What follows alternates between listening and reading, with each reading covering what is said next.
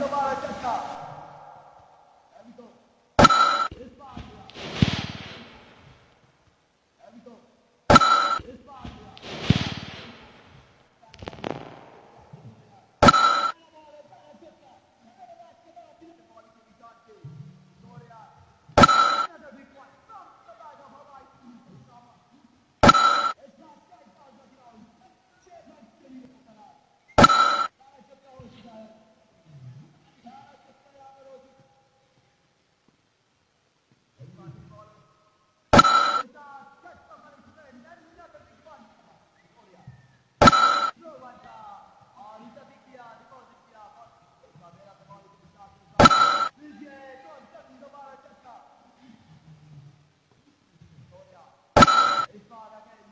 Giddy पहुंची है quarter final में।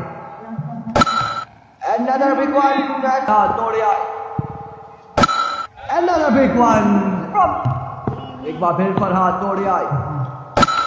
इस बार भी की है। एक बार फिर Huraira तोड़िया। Another big one, another maximum from 24 मजीद बाकी है। एक बार फिर हुरैरा। इस बार रागेंगा हुरैरा तोड़िया।